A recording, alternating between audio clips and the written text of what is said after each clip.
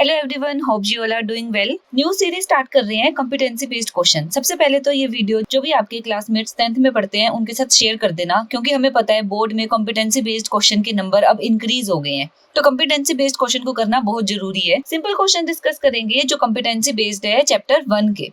अगर आपने चैप्टर 1 पढ़ा हुआ है वेल एंड गुड, अगर नहीं पढ़ा हुआ तो सबसे पहले उसकी प्लेलिस्ट देख लो ताकि आपको चैप्टर की नॉलेज हो। फर्स्ट क्वेश्चन है, photographic film consist of gelatin emulsion. Gelatin emulsion है with silver halide grains layered onto the film base. Halides that are used are, अब उन्होंने स्पेसिफाई कर दिया क्योंकि आपने हैलाइड वर्ड हो सकता है ना सुना हो, उन्होंने मेंशन कर दिया सिल्वर क्लोराइड, सिल्वर ब्रोमाइड भी हो सकता है, आयोडाइड भी हो सकता है। The photographic film is usually stored in metal containers to protect it from light. Light से दूर रखा जाता है। Write the chemical equation for possible chemical reaction that this method of storing photographic film is preventing। मतलब वो ये कह रहे हैं हमने इसको लाइट से दूर रखा है, अगर लाइट होती तो क्या रिएक्शन होती। मतलब इस पूरी स्टेटमेंट का जिस्ट ये निकल रहा है कि आपको सिल्वर क्लोराइड, सिल्वर ब्रोमाइड या सिल्वर आयोडाइड इनकी रिएक्शन लिखनी है लाइट के प्रेजेंस में। मतलब जब सनलाइट पड़ रही है इनके ऊपर तो ये किस में कन्वर्ट हो रहा है। तो आपको पता होगा इसमें फोटोलिटिक डीकंपोजिशन रिएक्शन होती है। फोटोलिटिक डीकंपोजिशन मतलब लाइट की प्रेजेंस में ब्रेक डाउन होता है। तो ब्रेक डाउन होकर क्या प्रोडक्ट्स बनेंगे, सिल्वर प्लस क्लोरीन गैस या सिल्वर प्लस ब्रोमीन गैस या सिल्वर प्लस आयोडीन गैस। सभी रिएक्शंस में सिल्वर ऑब्टेन होगा। अब Cl2 है, Br2I2, तो यहाँ पर 2 लगाने पड़ेंगे जिसकी वजह से सिल्वर के आगे भी 2 आ जाएगा। सो ये हो गया फर्स्ट सॉल्यूशन। इजी था क्वेश्चन, बस इतनी बड़ी स्टेटमेंट दी हुई थी। मेन बात क्या थी, हमें सिर्फ रिएक्शन देनी थी। सिल्वर हैलाइड, जो हैलाइड वर्ड है ना वो किसके लिए यूज होता है, फ्लोरीन, क्लोरीन, ब्रोमीन, आयोडीन, इनके आयंस के लिए। मतलब फ्लोराइड, क्लोराइड, ब्रोमाइड, आयोडाइड, इन सबको कलेक्टिवली हैलाइड बोलते हैं। नेक्स्ट क्वेश्चन है, Tripti mixed 1 teaspoon of baking soda. Tripti ने बेकिंग सोडा यूज करा in 500 gram cake mixture. She kept the mixture aside for 5 minutes. Geeta ने क्या मिक्स करा है, बेकिंग पाउडर। तृप्ति ने बेकिंग सोडा किया है और गीता ने बेकिंग पाउडर की है। She also kept the mixture aside for 5 minutes, उसने भी 5 मिनट के लिए रखा। She then baked the 2 cakes together in the same oven. Which cake is likely to rise higher? आपको ये बताना है, 2 केक है, तृप्ति ने यूज करा है बेकिंग सोडा। अब जो बेकिंग सोडा है that is pure sodium bicarbonate, ये तो प्योर सोडियम बाइकार्बोनेट है। बट गीता ने यूज किया है बेकिंग पाउडर। जो बेकिंग पाउडर है, baking powder is mixture of sodium bicarbonate. इसमें मेरे पास 2 चीजें हैं, एक तो सोडियम बाइकार्बोनेट है प्लस कोई भी एक एडिबल एसिड है लाइक टार्ट्रिक एसिड। तो मेरे पास कंटेंट ऑफ सोडियम बाइकार्बोनेट ज्यादा किसमें हुआ, उसने कितना यूज करा है, 1 टीस्पून। 1 टीस्पून, दोनों ने 1 टीस्पून यूज करा है। किस 1 टीस्पून में NaHCO3 ज्यादा होगा, बेकिंग सोडा वाले में, क्योंकि इसमें प्योर बेकिंग सोडा है, इसमें baking soda plus edible acid है। 1 teaspoon of baking soda contains more NaHCO3। सो जो तृप्ति का केक है that will rise higher, तो मतलब it will produce more CO2, ये ज्यादा CO2 प्रोड्यूस करेगा, so cake will rise higher, so cake will rise higher in case of तृप्ति। तृप्ति के case में cake will rise more। Next question देखते हैं, while cooking in an aluminium vessel, Sudeshna burned some food till all that was left was completely charred and black residue। उसने क्या करा, aluminium के vessel में कुछ खाना गरम करा, जब तक वो पूरा जल के काला नहीं हो गया तब तक उसने कर ही रखा। फिर उसके बाद वो उस वेसल को ऐसे छोड़ के चली गई ऑन द स्टोव। कुछ टाइम बाद उसने देखा वेसल वाज कंप्लीटली क्लीन, वो जो ब्लैक रेसिड्यू था ना वो कुछ नहीं बचा, with no traces of any blackness, कुछ ब्लैक नहीं बचा। Write chemical equation to explain what happened to the charred black residue that made it disappear. सबसे पहले तो जो भी खाना है ना, ऑर्गेनिक कंपाउंड्स है, ऑर्गेनिक कंपाउंड्स में कार्बन जरूर होता है। जो भी खाना है दैट कंटेन कार्बन, तो हो क्या रहा है, कार्बन की बर्निंग हो रही है, कार्बन को हीट मिल रही है, ऑक्सीजन तो एयर से मिल रही है, तो कार्बन की बर्निंग होगी, CO2 प्रोड्यूस होगा। तो सबसे पहले तो रिएक्शन लिखनी थी, क्या हो रहा है, केमिकल इक्वेशन। कौन सी केमिकल इक्वेशन हो रही है, C + O2 to give CO2। ये हो गया फर्स्ट पार्ट का आंसर। सेकेंड पार्ट में उन्होंने पूछा type of reaction, name the type of reaction refer to in a. कौन सी रिएक्शन है, अब आपकी मर्जी है, ये कॉम्बिनेशन रिएक्शन भी है, दो रिएक्टेंट कंबाइन करके सिंगल प्रोडक्ट दे रहे हैं, इसमें ऑक्सीडेशन भी हो रही है क्योंकि ऑक्सीजन ऐड हो रही है, और ये कंबशन रिएक्शन भी है जिसमें कोई सब्सटेंस बर्न हो रहा है। सो इन तीनों में से आप कोई भी आंसर लिखोगे आपको पूरे मार्क्स मिलेंगे। Next question, the following chemical equation does not represent a chemical reaction that can take place. 3Fe iron है, H2O वाटर में ऐड किया, Fe3O4 बन रहा है। Fe3O4 is magnetic oxide of iron, ये मैग्नेटिक ऑक्साइड है iron का। अब इसमें एक कंसेप्ट और यूज हो रहा है। सबसे पहले तो देख लो मैग्नेटिक ऑक्साइड ऑफ आयरन होता क्या है। आयरन की दो स्टेट्स होती है, एक होती है फेरस और एक होती है फेरिक। फेरस मतलब Fe+2, फेरिक मतलब Fe+3। मैंने वैलेंसी नीचे लिखी है क्योंकि मैं अभी इसका क्रिस क्रॉस मेथड करने वाली हूँ। ऑक्सीजन -2, तो यहाँ पर क्या हुआ, 2 से 2 कैंसिल, कंपाउंड के बना FeO, यहाँ पर कंपाउंड के बना Fe2O3।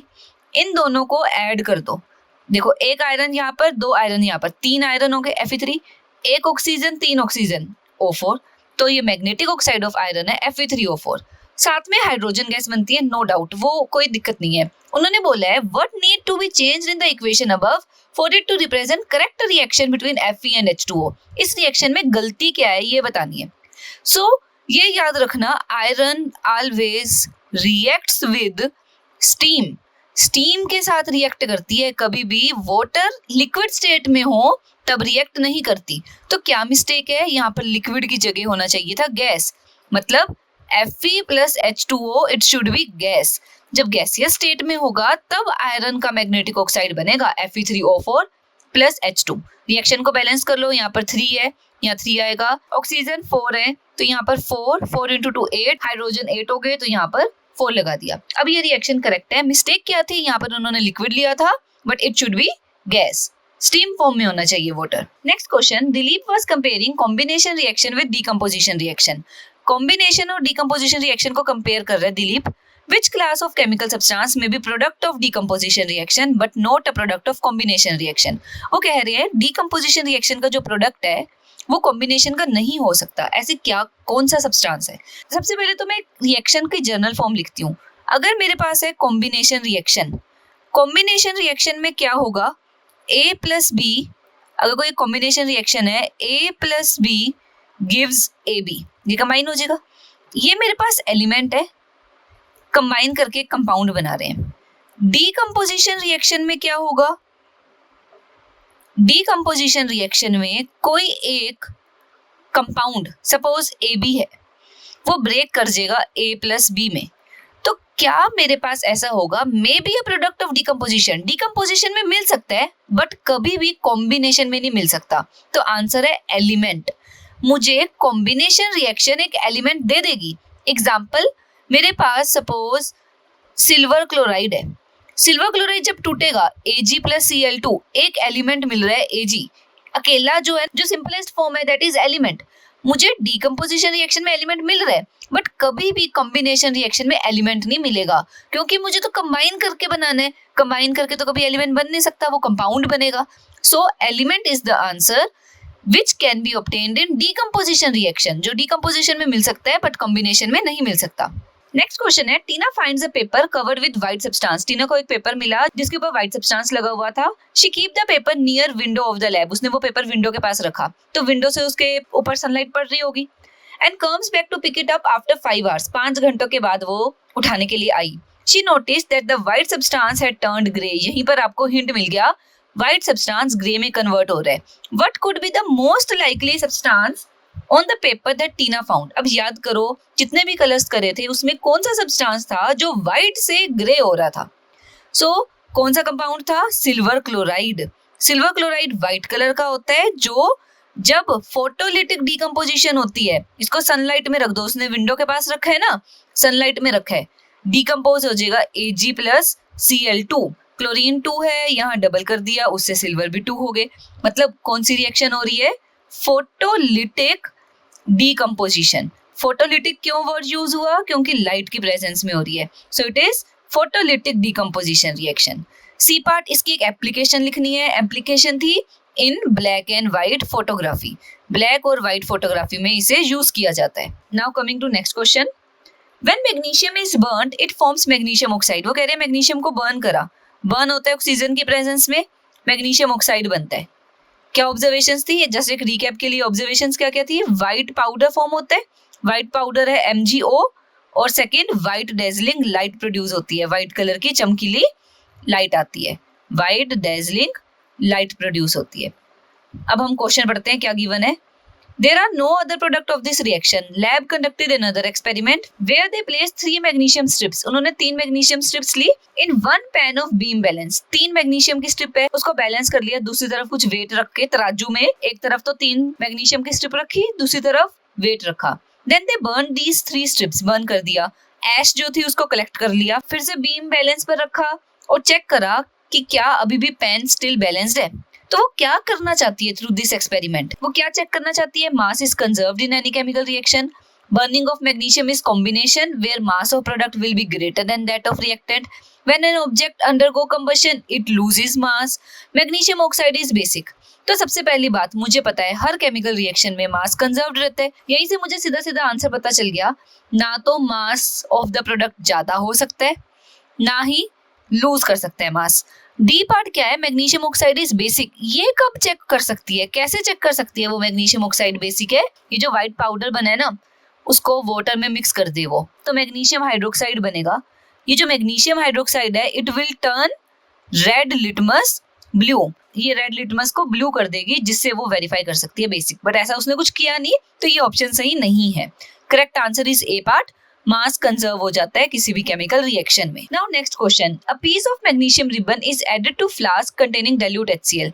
ये देखो फ्लास्क है, फ्लास्क में HCl है, उसके अंदर उसने मैग्नीशियम रिबन डाला। The hydrogen gas is formed, hydrogen gas बनती है जिसको उसने यहाँ पर कलेक्ट करा। Amount of hydrogen form with time is plotted, कितनी वॉल्यूम हाइड्रोजन बन रही है किस टाइम पर, ये उसने रिकॉर्ड कर लिया।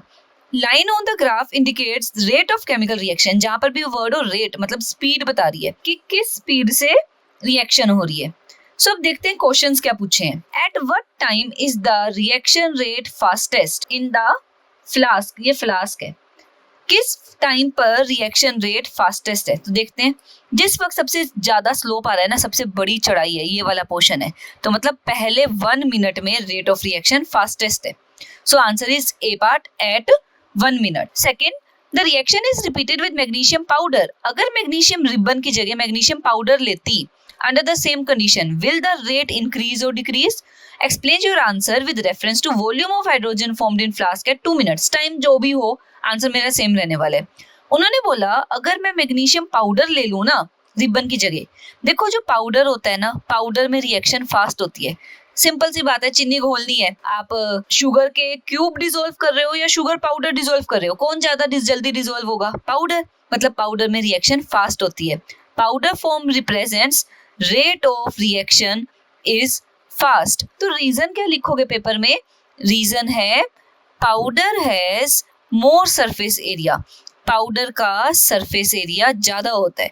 जितना छोटा सब्सटेंस होगा ना, जिसके जितने ज्यादा टुकड़े करते जाओगे उसका सरफेस एरिया बढ़ता जाएगा।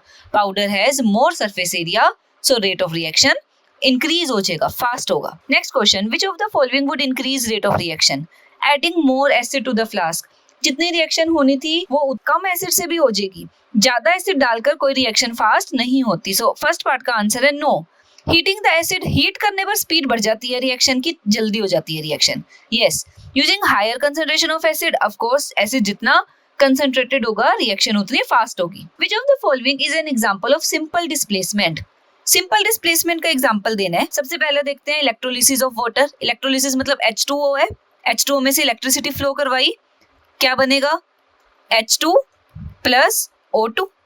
यहाँ पर ऑक्सीजन 2 है, डबल कर दिया, ये 2 हो गया। बट ये तो डीकम्पोजिशन रिएक्शन है।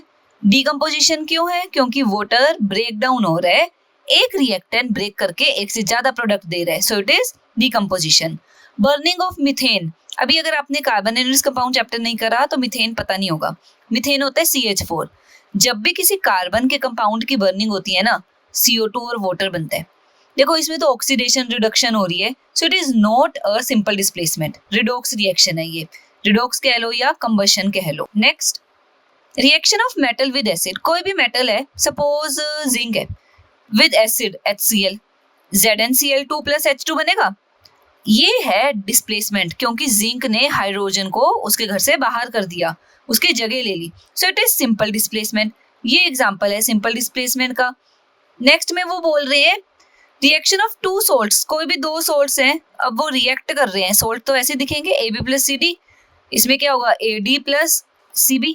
So it is double displacement. ये तो डबल डिस्प्लेसमेंट रिएक्शन हुई, और मुझे पता है प्रेसिपिटेशन डबल डिस्प्लेसमेंट वाली की एग्जांपल्स की हुई है मैंने। सो answer is third part, reaction of metal with acid. Which of the following is necessary condition for all chemical reactions? The reactant should be in same state. नहीं, जरूरी नहीं है रिएक्टेंट सेम स्टेट में ही हो। जैसे अगर मैं कोयला जला रही हूँ C+O2, कोयला तो सॉलिड होता है, ऑक्सीजन गैस है, प्रोडक्ट बनता है CO2, तो ये तो नहीं है। Second, energy should be supplied, जरूरी नहीं है, कुछ रिएक्शंस में एनर्जी रिलीज भी होती है। Next, reactant should be at same temperature, नहीं जरूरी नहीं है रिएक्टेंट सेम टेम्परेचर पर हो, ऐसा कुछ भी जरूरी नहीं है। Next, there should be physical contact between the reactants, yes, उनके बीच में कोई ना कोई फिजिकल कांटेक्ट होना जरूरी है, तभी तो रिएक्ट करेंगे। जब तक फिजिकल कांटेक्ट नहीं होगा तब तक रिएक्शन होगी ही नहीं। बिकर में जब तक दो सोल्यूशन डालोगे नहीं, दो अलग अलग बिकर में रखोगे, ये पहला सोल्यूशन एक बिकर में पड़ा है, दूसरा सोल्यूशन दूसरे बिकर में पड़ा है, जब तक ये दोनों सोल्यूशन मिक्स नहीं करोगे क्या केमिकल रिएक्शन होगी?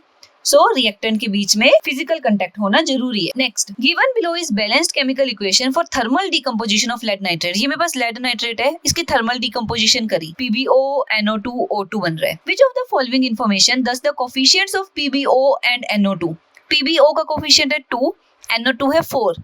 ये जो कोफिशिएंट होते हैं ना, ये बताते हैं number of moles produced of the two substance, कितने मोल प्रोड्यूस हुए हैं। So direct answer is first part. Atoms नहीं होते, masses नहीं है, डेंसिटी नहीं है, so it is number of moles. Diagram given below shows the setup in which electrolysis of water take place. Electrolysis of water H2O है, electricity flow करवाई, क्या बनेगा? H2 plus O2। क्या कह रहे हैं वो? What type of reaction take place? Decomposition हो रही है electricity की presence में, so electrolytic decomposition. It is electrolytic decomposition reaction. Why is this an example of endothermic reaction? Endo मतलब जिसमें एनर्जी सप्लाई करनी पड़ती है। क्यों एंडोथर्मिक है? Because energy in form of electricity is supplied. मुझे इलेक्ट्रिसिटी की फॉर्म में एनर्जी सप्लाई करनी पड़ी, इसलिए ये एंडोथर्मिक है। Next, right a balance reaction. Balance reaction H2O plus energy लिखना पड़ेगा, क्योंकि उन्होंने बोला एनर्जी भी लिखो। एनर्जी मुझे देनी पड़ रही है तो रिएक्टेंट साइड लिखा, to give H2 plus O2। Balance कर लो, राइट साइड पर 2 ऑक्सीजन है, लेफ्ट पर 2 करे, जिसकी वजह से हाइड्रोजन 2 × 2 4 हो गए, तो यहाँ पर 2 लिखना पड़ा। Next question, 8 identical iron blocks, आपके पास 8 आयरन ब्लॉक्स है, उनको आपने 2 तरीकों से रखा, एक X अरेंजमेंट, एक Y अरेंजमेंट। X में चारों लाइन पर पड़े हैं, Y में चारों एक के ऊपर एक पड़े हैं। Block arrangement are kept moist by sprinkling water every few hours. कुछ घंटों बाद हम इसके ऊपर वाटर स्प्रिंकल करते रहे। Which of the arrangement is likely to gather more rust after 10 days? किस अरेंजमेंट में ज्यादा रस्टिंग होगी? सीधा सीधा देखो, एक्स अरेंजमेंट में कौन सा पोर्शन एयर के कंटेक्ट में नहीं है? जो इसके नीचे होगा, ऊपर वाले पोर्शन जैसा जो नीचे पोर्शन है वो एयर के कंटेक्ट में नहीं है, बट वाई अरेंजमेंट में सिर्फ ये वाला पोर्शन एयर के कंटेक्ट में नहीं है। किस केस में सरफेस एरिया एयर के कंटेक्ट में ज्यादा है? वाई के केस में, क्योंकि बहुत कम ऐसा एरिया है जो कंटेक्ट में नहीं है। सो एयर के कंटेक्ट में Y has more surface area, Y has more surface exposed to oxygen या एयर। ऑक्सीजन के एक्सपोजर में ज्यादा एरिया है। Rusting is a surface phenomena. Rusting के लिए तो सरफेस कंटेक्ट में होनी चाहिए वाटर और मॉइस्चर के। Rusting is surface phenomena, so rusting will be more in Y arrangement. Y arrangement में rusting ज्यादा होगी, क्योंकि इसका सरफेस ज्यादा है इन कंटेक्ट ऑफ ऑक्सीजन। हमने कुछ क्वेश्चंस डिस्कस कर लिए हैं। बोर्ड एग्जाम में अब कॉम्पिटेंसी बेस्ड क्वेश्चन का नंबर इंक्रीज हो गया है। नेक्स्ट वीडियो में करेंगे कुछ और competency based questions. Till then, happy learning.